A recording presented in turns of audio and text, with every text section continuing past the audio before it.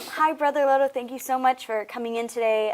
We're really writing a piece right now on gang violence and how it's affecting our community and the youth in here. And we brought you in to hear your story, kind of how you view gang violence and your opinion on it. So tell us a little bit about yourself, your story. First of all, Darren, thank you so much for bringing me into this. I really appreciate this. It's a subject that I care about a lot. Spent about 20 plus years doing a lot of work when it comes to gangs, and other problems with youth. A little bit about myself. Like I said, I've been in youth work for about 20 plus years. Majority of that has been in ministry. I also happen to be the youth pastor currently at Cornerstone Fresno Church right here in downtown Fresno.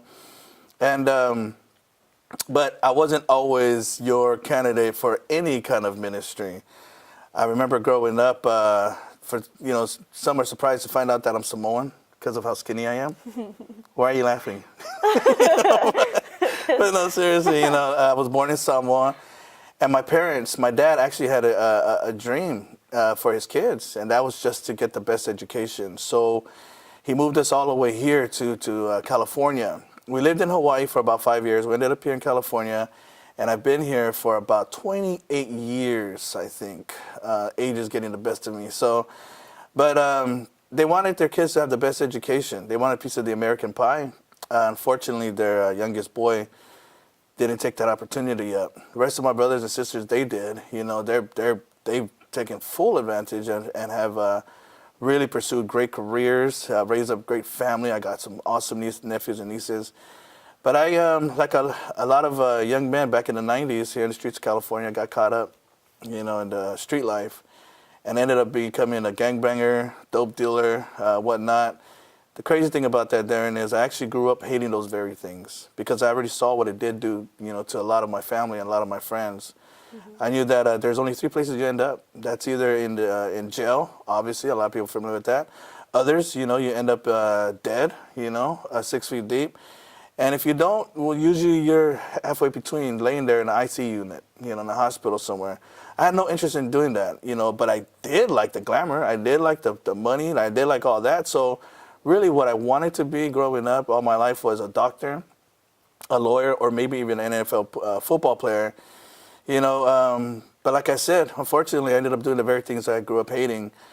The reason I think that happened is it's something I share with kids a lot. It's that it comes back to identity. I appreciate who you think you are, but I'll tell you who you really are. You are who you hang out with. And don't get me wrong, I'm not one to pull the social card. Oh, man, it was my environment. It was people. They did not put a gun to my head and make me do these things. But the influence I allowed in my life from them had a lot to do with the decisions I made for myself.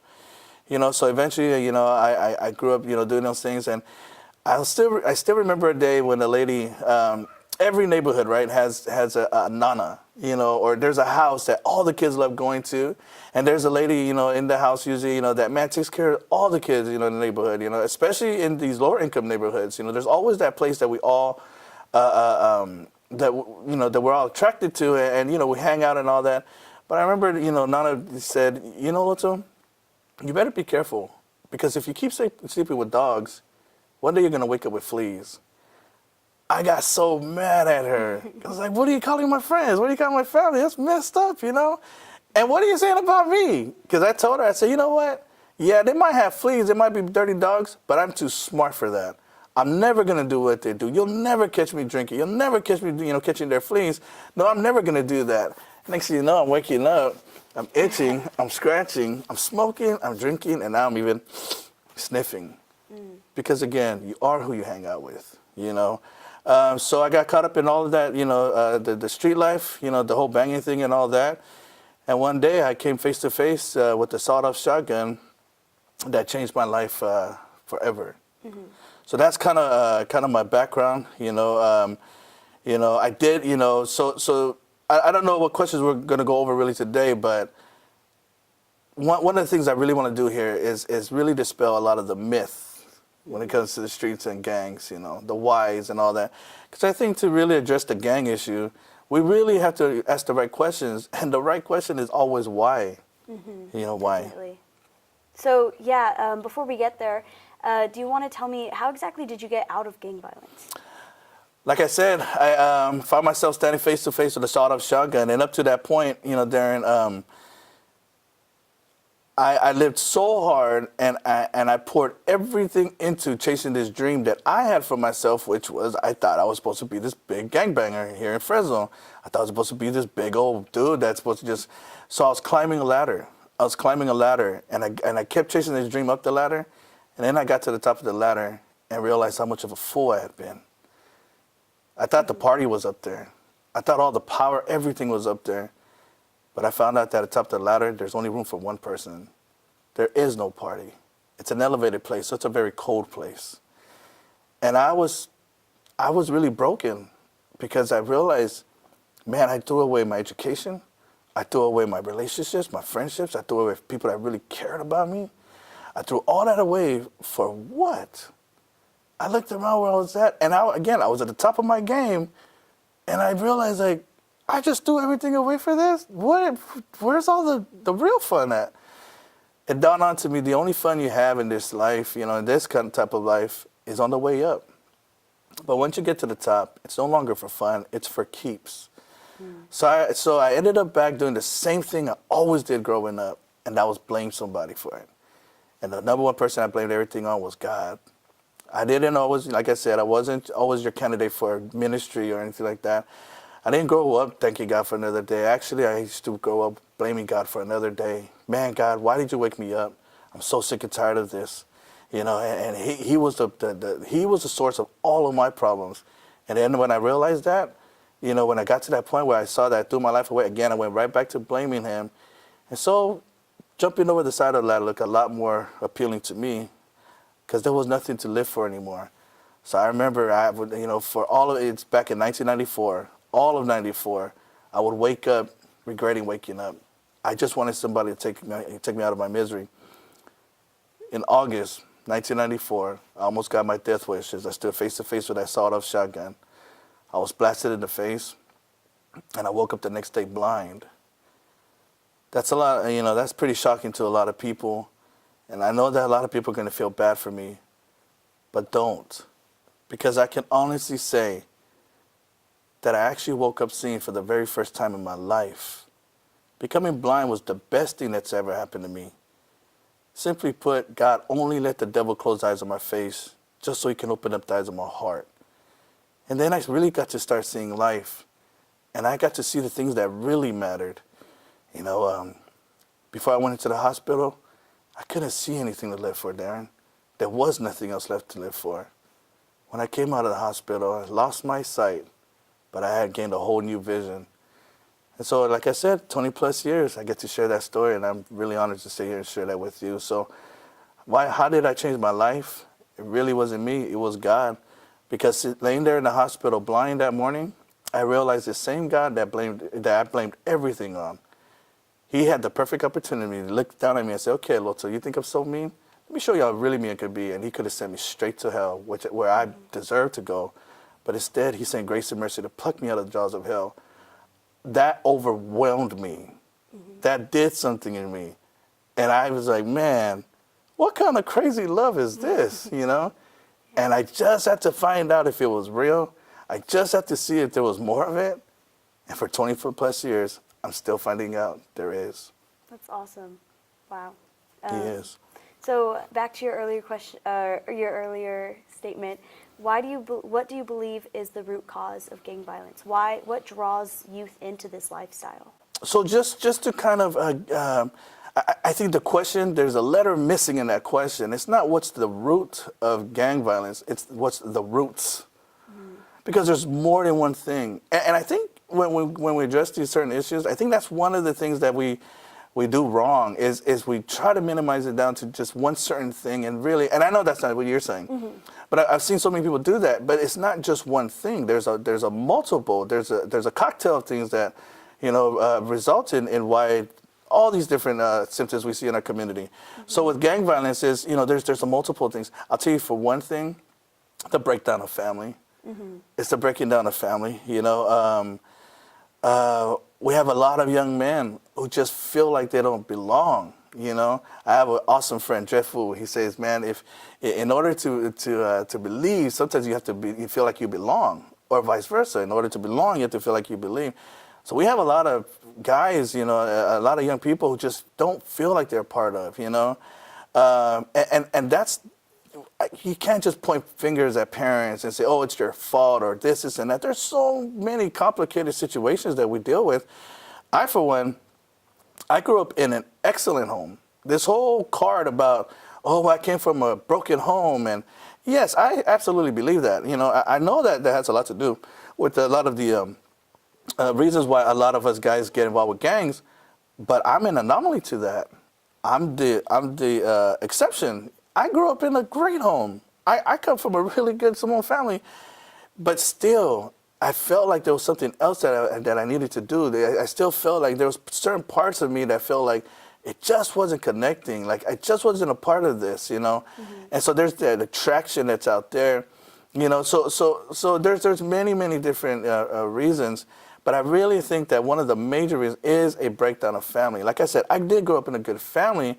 Here's one of the walls that I ran into. My dad's the first, you know, he moved us here from Samoa. Completely different culture. Completely different set of values. Mm-hmm. Completely different set of traditions. You know, sometimes, man, I wish California, or I wish, you know, here in America, we'd have a little bit more island, you know. Mm-hmm. A lot of us, we look at these places, paradise, oh, man, we love it, we want to go there. We want islands, beaches, we just don't want islands values, you know. Mm-hmm. But I think of some of those values, you know, so, but one of the barriers was, you know, was culture, like I just pointed out. The other barrier was language. Mm-hmm. You know, the communication, you know, with me and my father, you know, because of the culture barrier. And then you have the generational barrier. You have the language barrier. You have all these different barriers. So it's not always that, oh, my dad was never there. You know, oh, my, you know, like I came from this place where I didn't have this and I didn't have that. There's so much more deeper issues that we don't look at, you know, and that we're missing. And all we're doing is we're fixing symptoms, but we're not fixing the actual disease, you know. Mm-hmm. So there's many reasons. Of course, we can get into solutions and all that, but I think if for us to really get to the right solutions, we also have to understand the problem better. You know, so like I said, you know, Darren, you know, that's only one of the issues, right? Mm-hmm. Is that the family breakdown. Then we have, you know, a community breakdown. Today, we're dealing with a whole different problem than we did 20 years ago. Today, we have a 70% fatherless problem. Yeah. 70% of our homes, the dads are not there. So now we have to do a whole different, you know, approach, you know, to this problem. So when we're talking about broken families, everybody understands that because everybody's either in one or everybody knows one, right? Yeah. So how do we help that? So one of the ways is our community needs to come together. There's a lady that said something a long time ago, very prominent politician.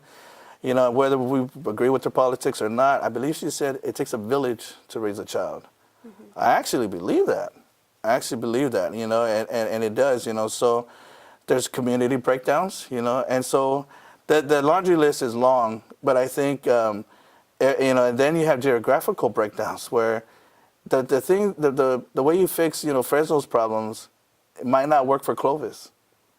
Definitely, yeah. Fresno, you have kids out of poverty joining gangs.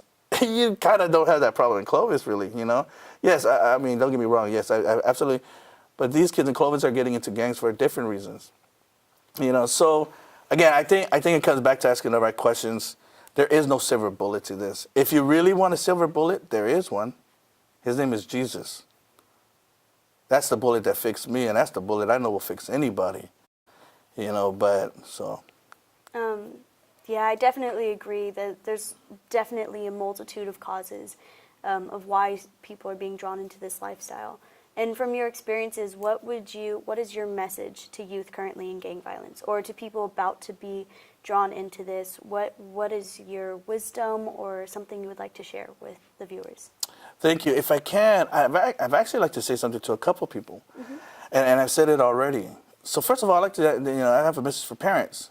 Parents, don't give up on your kids.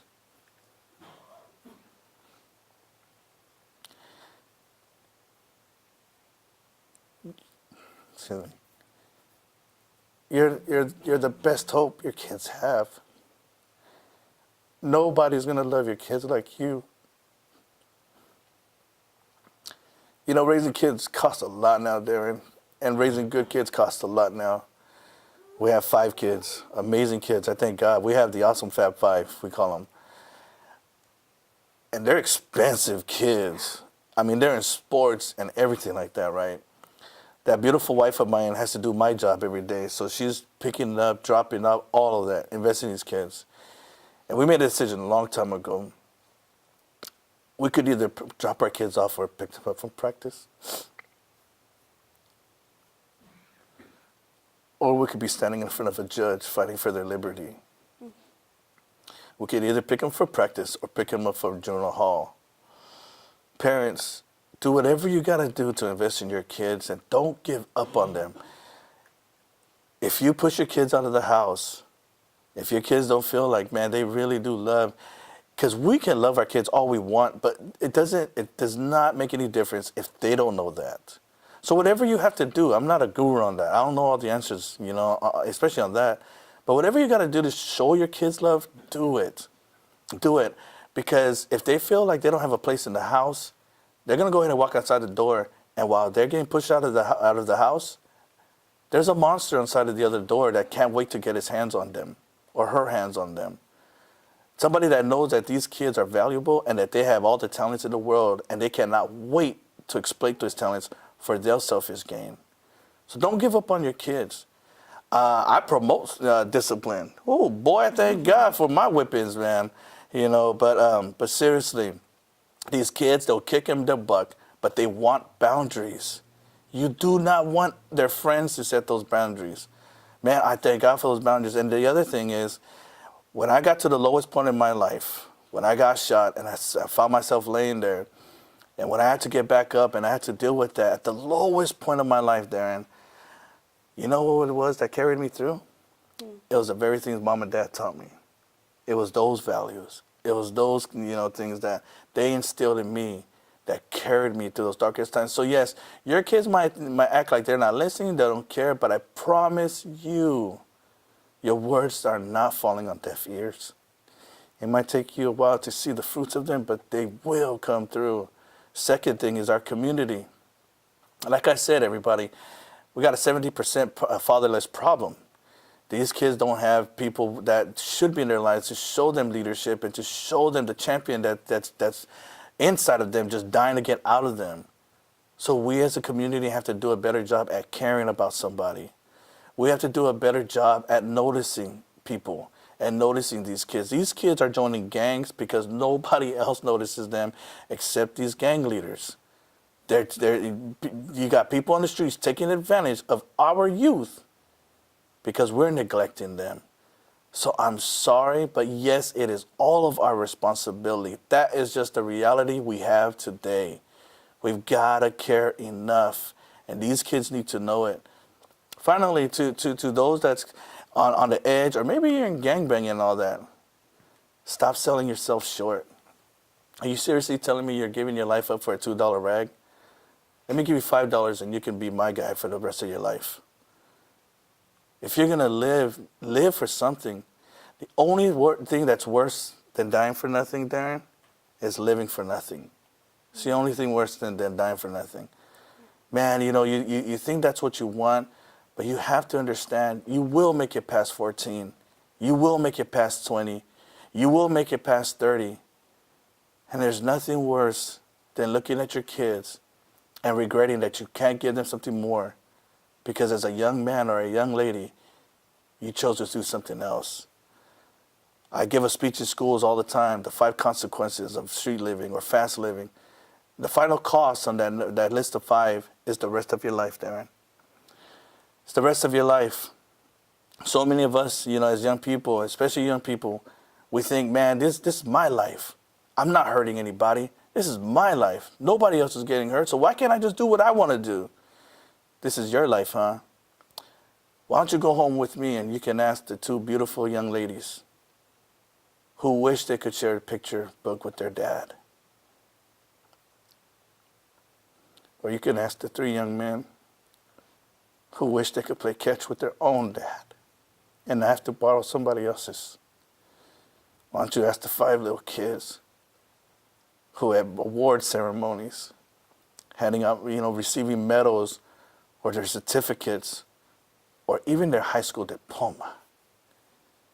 They would love to look up and see their dad looking right back at them. But they can't. Because when Dad was 16 years old, I ain't hurting nobody. This is my life. Or you can ask the beautiful girl that I committed my life to, who used to wake up before the sun woke up so she can sit on the bus in a hot old summer day in Fresno to go to work and do something that her husband should have been doing. But she's doing it because her husband didn't do what he was supposed to do. Young people, you're worth more than you know. There's a lot more. I don't care who told you that you're a loser or you're not going to be anything. Take it from your blind boy right now. You are somebody great, going somewhere great, to do something great. And I love what my wife tells people that we love. Whenever you doubt that you're not worth anything, if you feel like nobody loves you, just look in the mirror and remember, I do. Thank you so much. That was really great. Thank you so much for coming in and sharing your story and that message, and for helping us really dissect this problem. Thank you, Darren. I know it's not all going to be fixed with one interview, but man, every bit counts. And whatever you guys need me to do, I got your back. The only way we can do this is together.